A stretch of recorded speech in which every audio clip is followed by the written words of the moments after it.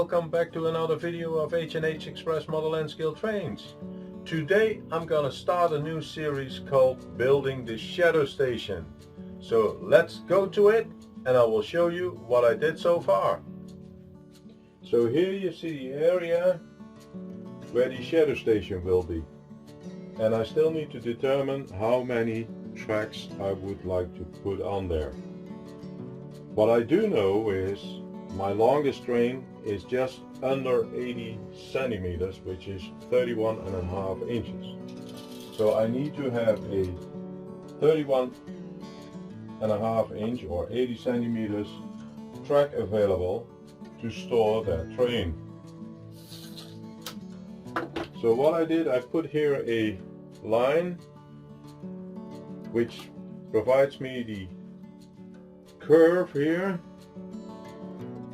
which I need to transform over here as well to where the track begins. So from the edge, and that's what I did with everything, the minimum distance, the edge distance, should be 5.5 centimeters, which is roughly 2.2 inches. So if I'm gonna do that, let me set up a line here.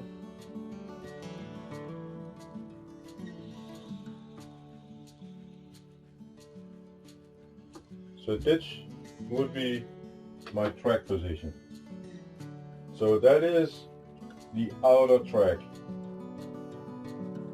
And I know that the curve here ends approximately over here, so this here.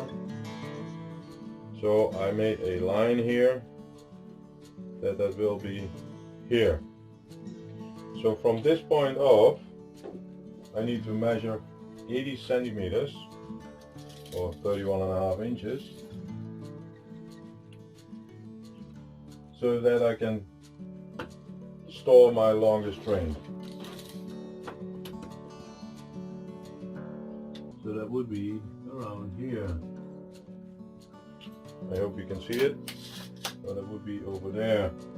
I know that my curve over here in the back ends at this seam here, which is over here.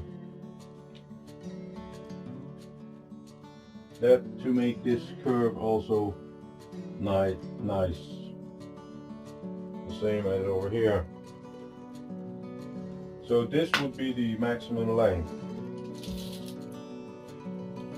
and that is roughly 84 centimeters, which is, what is it, 32.5 inch approximately. So, but looking at where the first turnout need to be, it will be over here. Let me check if you can see that. Yep. So from this turnout there will be a track running to here, and then we have a curve. So let me try to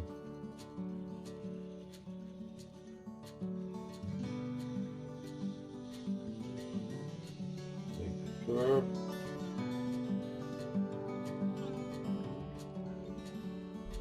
So that will be the curve of the track, and the same is going to be in the back over there. So this is my first shadow track, track number 1. But I would like to have more. I know I have many trains, and I was thinking maybe I can put 8, but then I have a problem getting over here. So I thought maybe I do 6. Doing 6 would be that the track, which is 1.3 inches apart,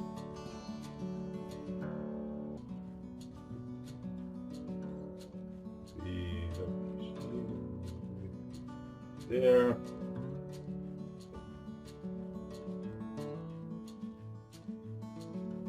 There. There. There. There. So these would be the tracks. So that would be track number 2, 3, 4, 5, and 6. But do I have enough room for all the turnouts? Because this is one turnout and this is only one track. So I need to go from here to another track. So that means I need to position a turnout over here. And then I need to position a turnout over there.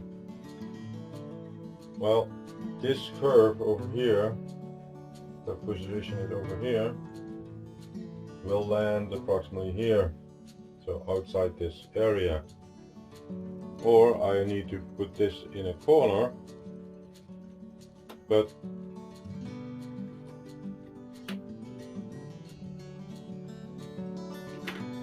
that would be incorrect. This is, yeah, the maximum what I can do, but then, so let me, this, from this point off, that's the maximum what I can do.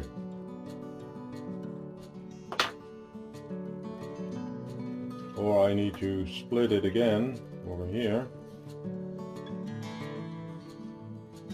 Let me put these together. And then make a curve over here. So you see, it's a little bit tricky. So I was thinking of using turnouts in a curve itself. So let me reveal you what drawing I made on the board itself, so we can put some cork bed on it for the start.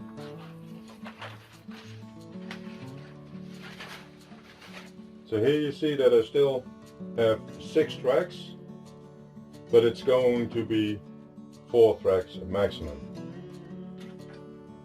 I wanted to do that, the 6 tracks, so that it could store almost all the locomotives, including the wagons, so passenger cars or cargo cars, on this one as well. But I have a train yard over here, so that's Kevin's yard, which already stores the other wagon, so I don't need to have that much room, and there will always be a train on the main track.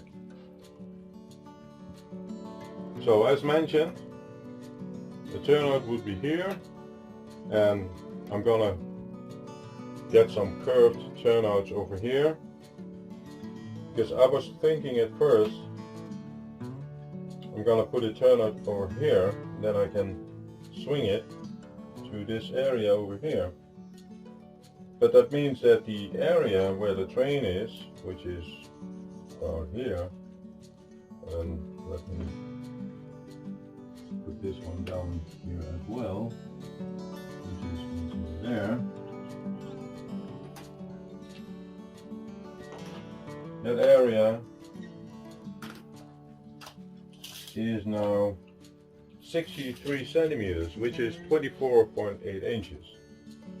And I need 31.5 inches for the largest train, so I can't put a turnout over here.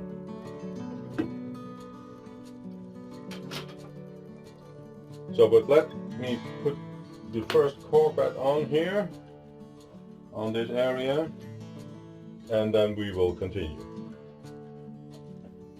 So I'm going to use the cork bed which came from the Helix, still good to be used. So here is the turnout position over here. And then I'm gonna add this one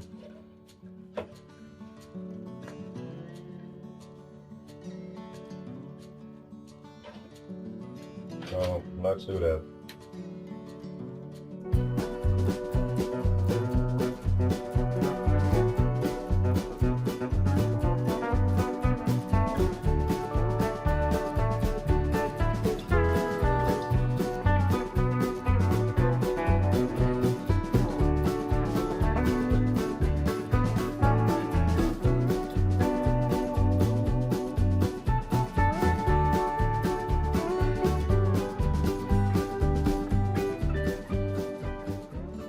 So that is the first outer track, and as mentioned there will be curved turnouts over here, so we'll see how that works.